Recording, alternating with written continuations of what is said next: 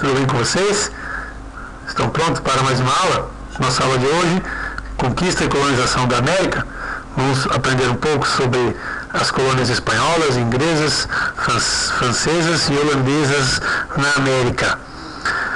Mas antes de iniciarmos, eu quero deixar o meu contato.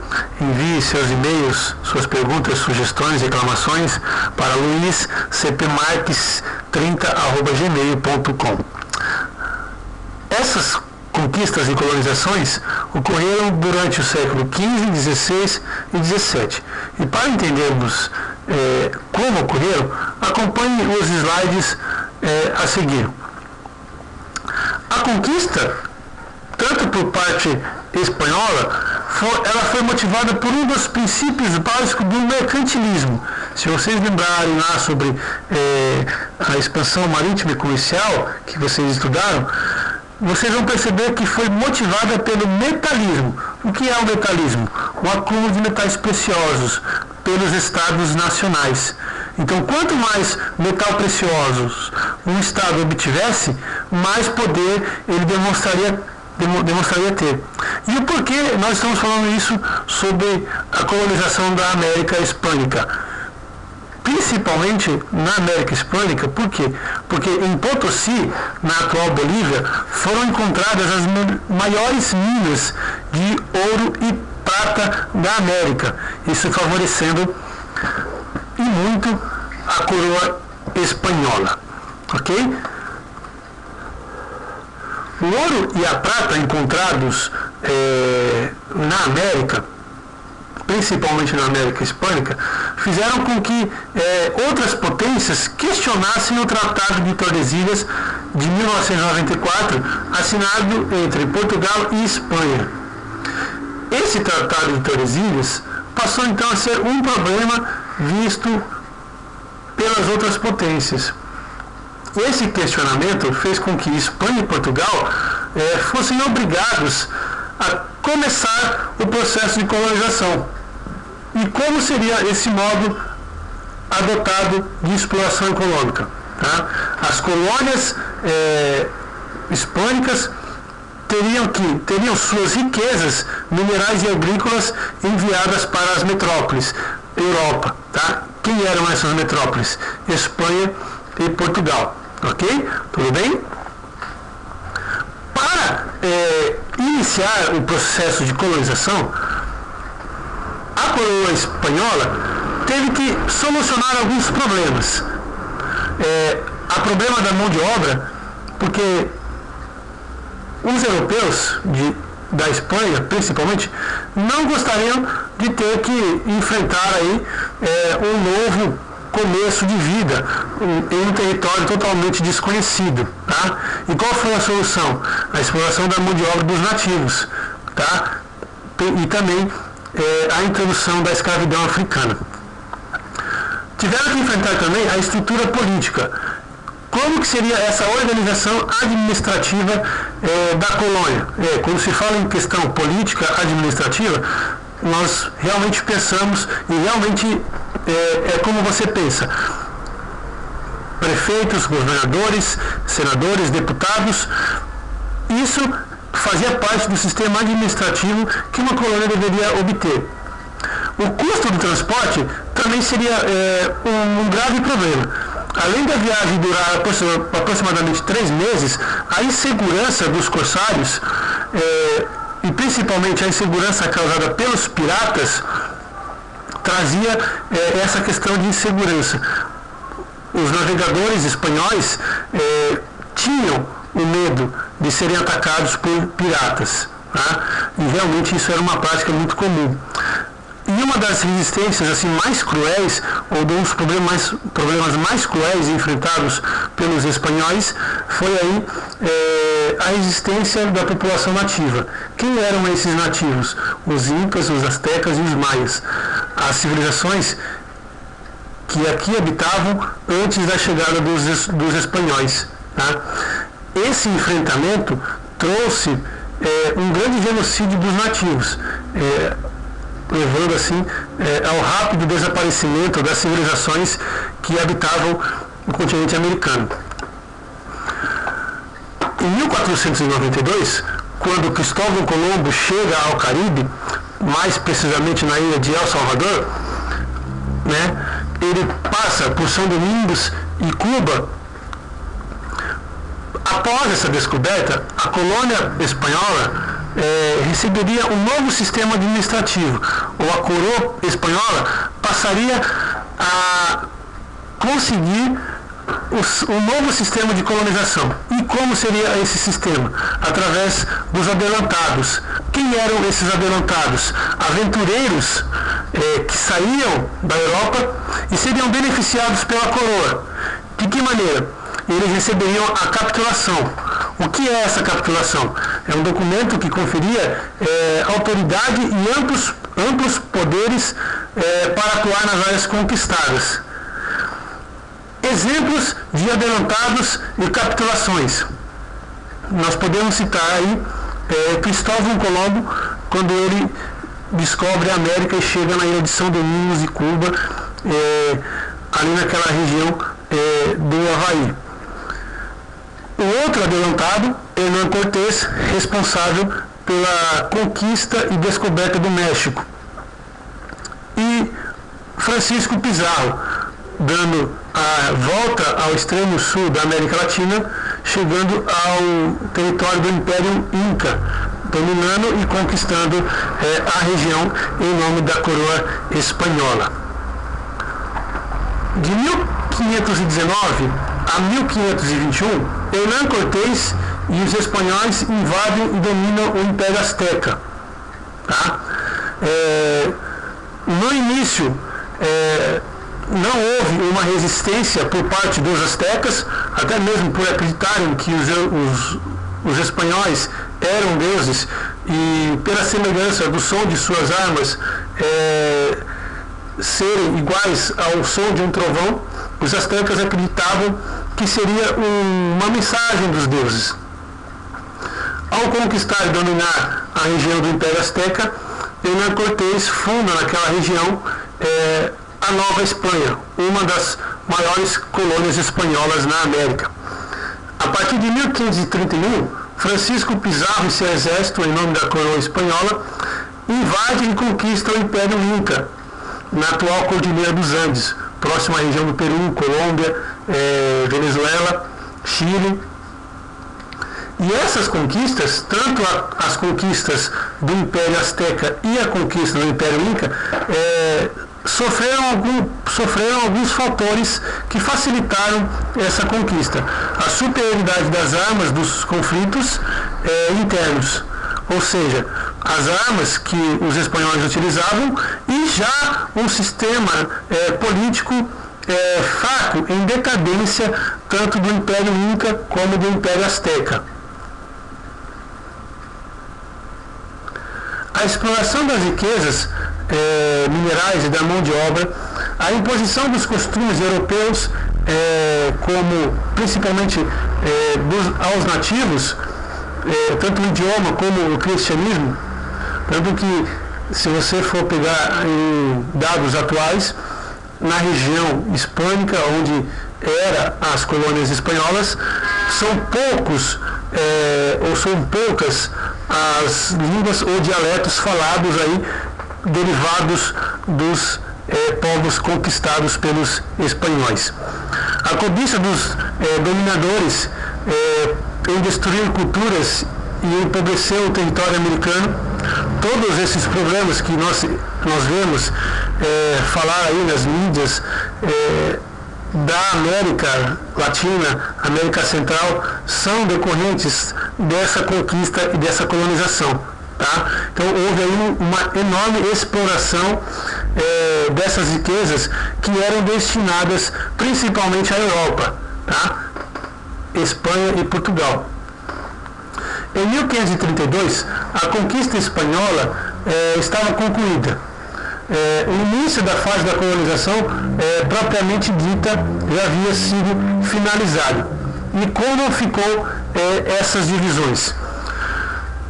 A América Espanhola ficou da seguinte maneira: vice-reinos. Esses vice-reinos tinham reis nomeados pela coroa espanhola que estavam diretamente ligados ou teriam que prestar contas diretamente ao rei da Espanha. E dentro desses vice-reinos foram criados as capitanias gerais. Tá? E essas capitanias gerais estavam diretamente ligadas aos vice-reinos. Essa organização política, para ficar mais fácil, acompanhe o slide a seguir. Os vice-reis e os capitães gerais eram escolhidos pelo Conselho Real, ou Supremo das Índias, para ser mais claro, coroa espanhola. Os cabildos, controle político municipal, dentro das capitanias gerais, tá, gente? Eram formados por pessoas da aristocracia, pessoas ricas, pessoas que possuíam posses, muitos deles proprietários de terras. Os cabildos estavam sujeitos ao controle direto da coroa espanhola. Dentro dessa organização social, dessa organização administrativa, também tinha uma organização social. Quem tinha mais poder e quem tinha menos poder. Entre essa sociedade na América Hispânica, haviam dois grupos. Os chapetones, espanhóis ou colonos nascidos na própria Espanha, e os crioulos, ou crioudos, como queiram. Esses crioudos eram filhos de espanhóis nascidos na América. Tá? Existe uma diferença entre esses dois grupos. Os chapetones, eles tinham o direito de cargos e grandes privilégios, como governadores, tá? Até mesmo cargos de alto nível na sociedade. E os crioudos, apenas cargos administrativos.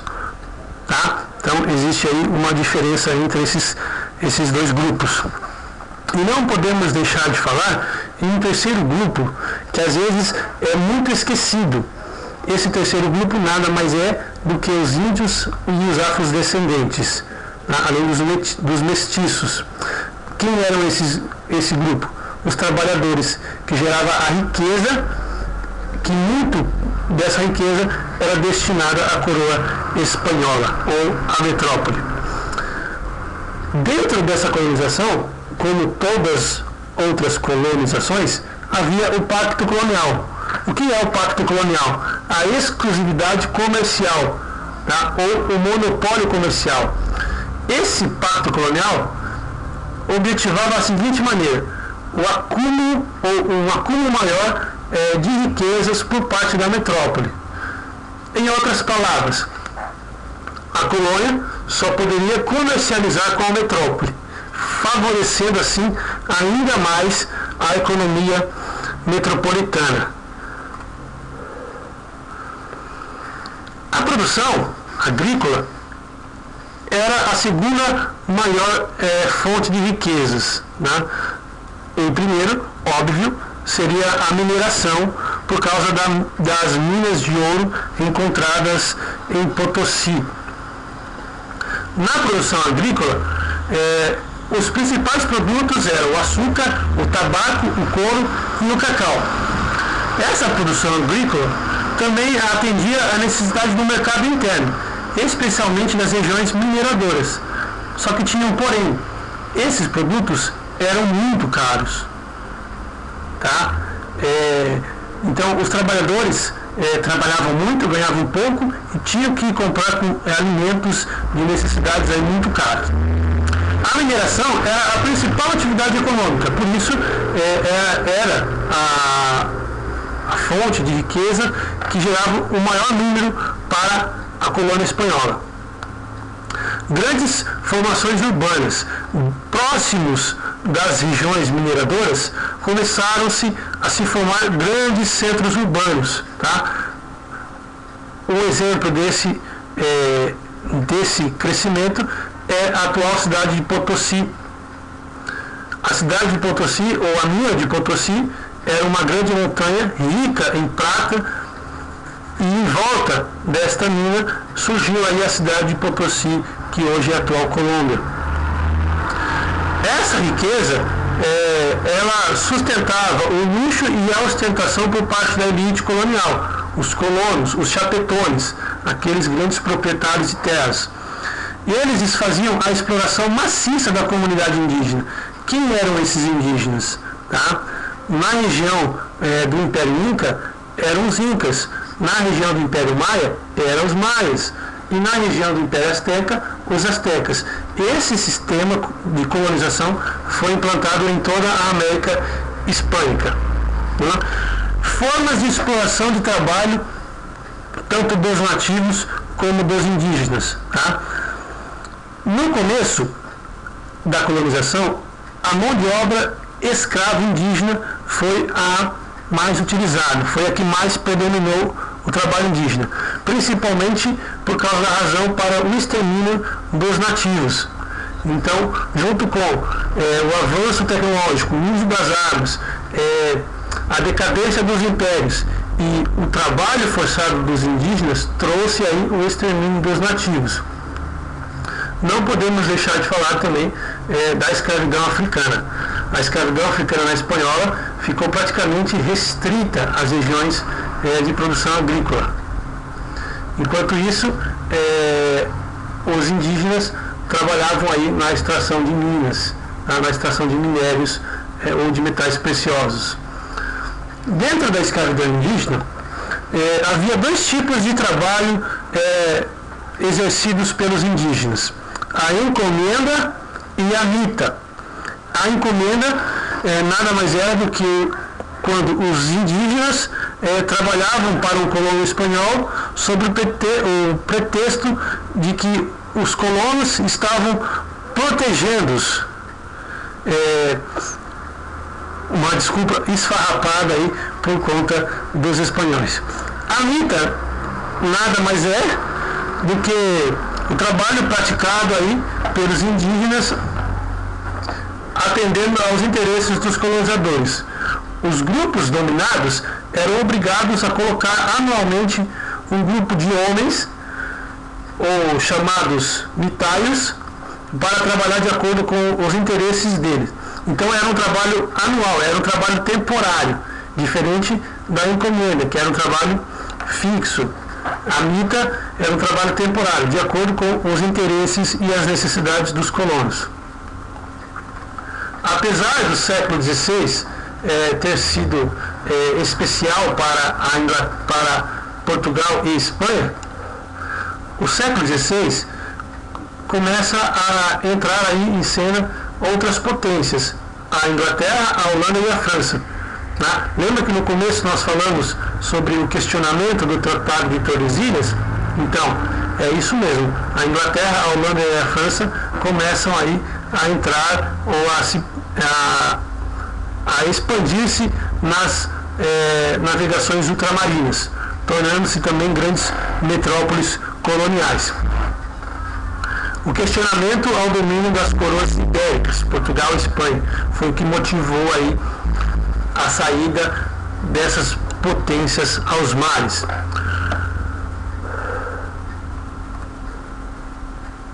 O início da colonização inglesa no norte da América ocorreu a partir de 1584, durante o reinado da rainha Elizabeth I.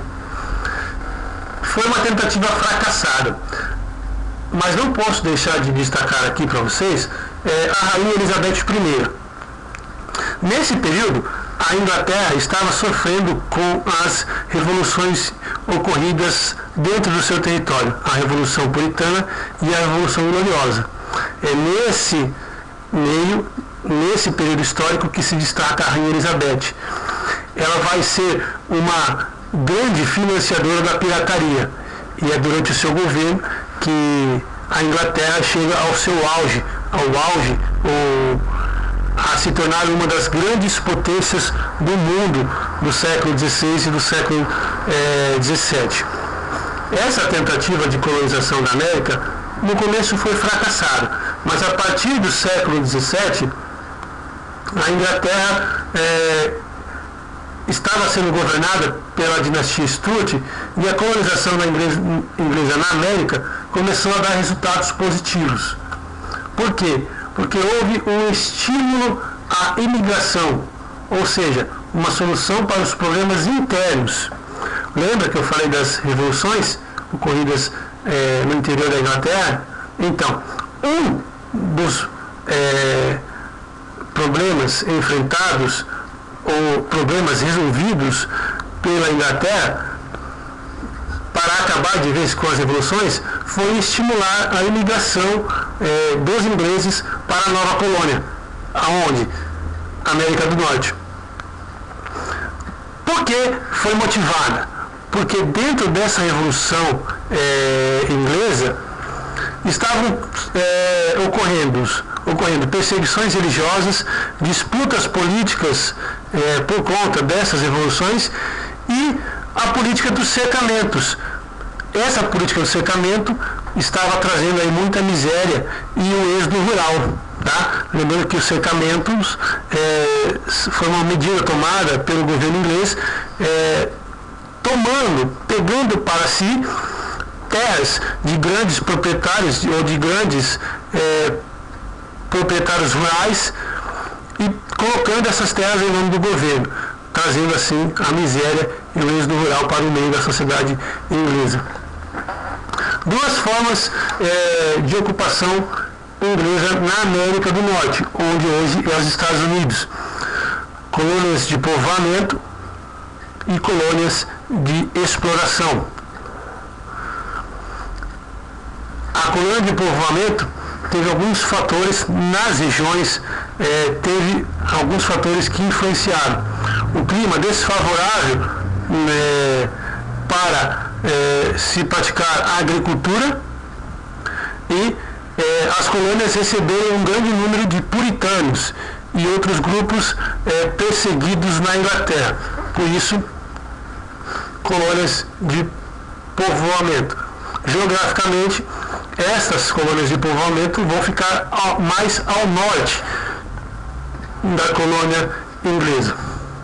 E a colônia de exploração, que se localizaria ao sul da América do Norte, mais ali próximo às ilhas do Caribe. A economia era para complementar as necessidades da metrópole. A América inglesa estava dividida em 3 áreas de colonização: colônias do Norte, tá? Ou Nova Inglaterra, colônias do Sul e colônias centrais. Cada região ela era especializada em produções de certos produtos, tá? Vocês podem perceber aí nos slides colocados para vocês. A colonização inglesa também teve uma estrutura bem diferente da que nós conhecemos. Cada colônia tinha seu governador. Nas colônias existiam as assembleias compostas pela elite colonial, e estas significavam a autonomia para contribuir com as 13 colônias, ou seja, elas tinham uma autonomia tanto política e econômica. Tá? Daqui a pouco nós vamos entender o porquê dessa autonomia. Tá? A independência dos Estados Unidos da América, em 4 de julho de 1776, vai ser um resultado dessa autonomia. Tá? Nas colônias da América do Norte, a produção agrícola ela era baseada no plantation. O que é o plantation? Grandes latifúndios, onde se produzia um único tipo de produto destinado à exportação. E a mão de obra utilizada lá, diferente das colônias hispânicas na América do Sul, lá foi utilizado o trabalho escravo. Tá? Não foi diferente das colônias hispânicas, porque lá também ocorreu grande extermínio da população nativa, houve exploração da mão de obra escrava, tá? Introduzindo na região um grande número de populações africanas e, consequentemente, um grande número de desigualdade social. E não podemos deixar de falar também do racismo. Tá? Até hoje, a América do Norte é um dos países mais racistas que existe no mundo. Após a Guerra dos 100 Anos, a expansão marítima passou a ser a consolidação de um Estado nacional, ou seja, mostraria muito mais poder se ela se demonstrasse interessada em praticar a expansão marítima. E a França não foi diferente. Envolvida na Guerra dos 7 Anos com a Inglaterra pela disputa das colônias da América do Norte, os franceses vão ser considerados como uma expansão tardia. Uma das tentativas isoladas das terras sob o controle das coroas ibéricas durante o século XVI, os franceses vão sofrer com piratas, mercadores do comércio do pau-brasil e aproximação com os tupinambás.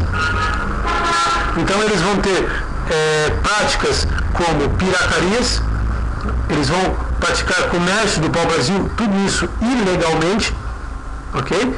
E uma aproximação dos tupinambás, permitindo assim uma entrada dos franceses na América portuguesa, mas também na América hispânica. Tanto que, graças ao auxílio dos tupinambás, os franceses fundam algumas colônias no Brasil. A maior parte dos projetos de colonizações francesas foram fracassadas porque o território já havia sido colonizado pelos espanhóis e portugueses e, obviamente, eles foram expulsos. Em 1534, Jacques Cartier adentrou no Rio São Lourenço e conquistou a ilha de Montreal, em nome do rei da França. Foi a primeira colonização francesa fora da África e da Europa, ou seja, no Novo Mundo. Lá foi fundada a Nova França, tá? Em que região nós estamos falando? Região do atual Canadá. Na América Portuguesa, que eu acabei de citar para vocês, os franceses fundaram duas colônias. A França Antártica, no Rio de Janeiro, que logo depois, alguns anos depois, seria expulso pelas tropas da coroa portuguesa, e a França Equinacial, na região do atual Maranhão. Então vejam que houve sucesso na tentativa de colonização, porém por um curto período de tempo.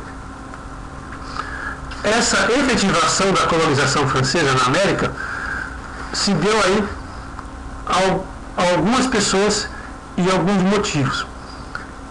Reinaldo Henrique IV, a fundação de Port Royal e Quebec, logo depois sendo dominado por Louisiana, fronteira com a América Inglesa, que mais tarde passaria para a colônia inglesa.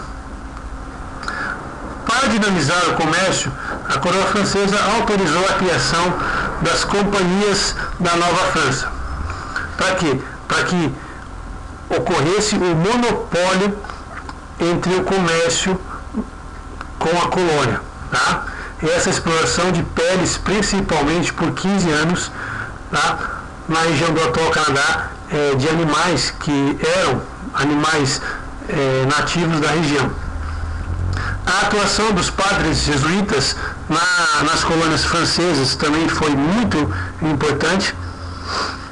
A pressão do catolicismo acabou afastando grande parte da burguesia francesa no processo de colonização.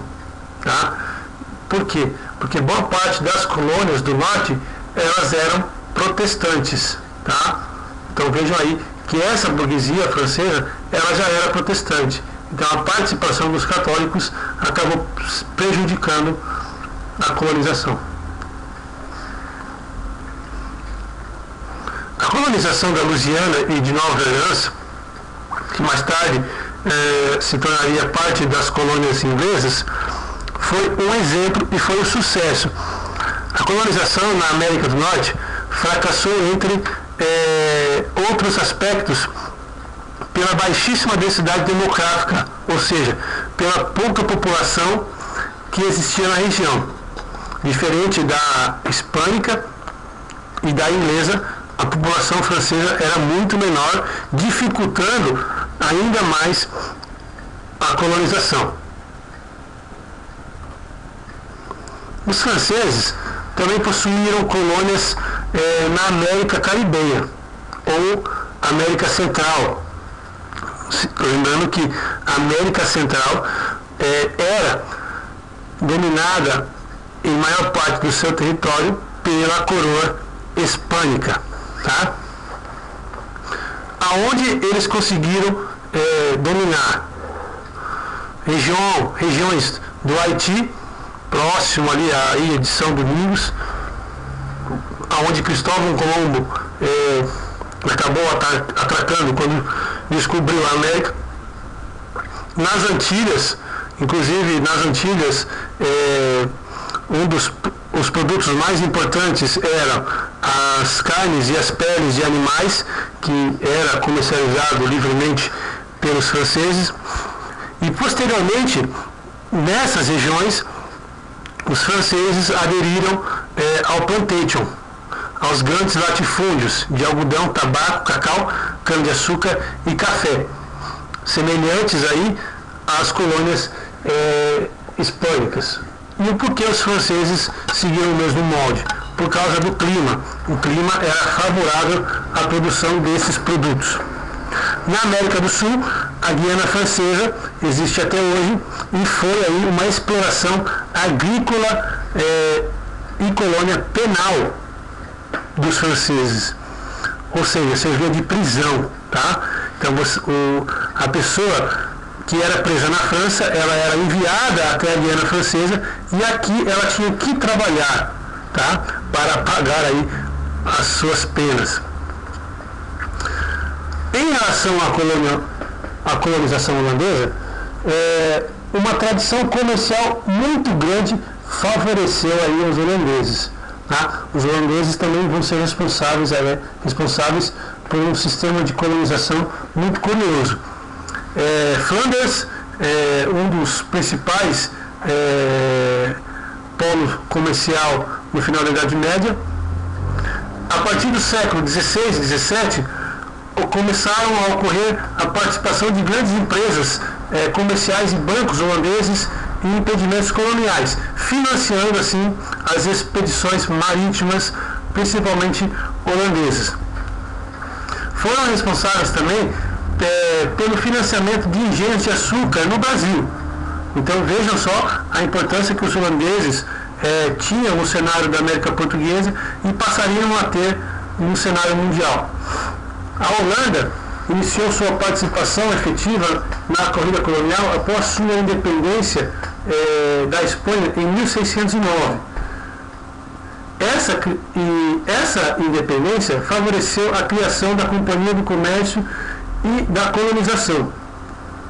Podemos destacar duas delas: as Companhias das Índias Orientais e as Companhias das Índias Ocidentais. Essas duas companhias elas foram responsáveis pela invasão do Nordeste brasileiro em 1630 pelas tropas holandesas, que logo depois seria mais uma vez expulso pela coroa portuguesa. Não tão diferente dos franceses e dos espanhóis, os holandeses tiveram duas colônias na América: a colônia do Brasil holandês e a colônia do Guiana holandesa. Tiveram colônias também na África do Sul, na Indonésia e na América Central. Todas essas produtos agrícolas, e em especial a produção de açúcar nas Antilhas. Tanto que a produção desse açúcar nas Antilhas pelos holandeses foi o que causou a crise do sistema açucareiro no Brasil, tá bom? Assim ficou dividido o mundo após a participação dessas potências no sistema colonial. Percebam que a maior parte fica com a Espanha, a segunda maior parte com os ingleses, ok? Acompanhem o mapa, e a terceira parte com os portugueses, ok? Que é aqui a parte do Brasil. Os franceses vão se destacar, mas olhem lá no norte da América, a região do Canadá, muito pouco. Vão ter aqui também algumas colônias na América Central e no sul da América do Norte, muito pouco, certo?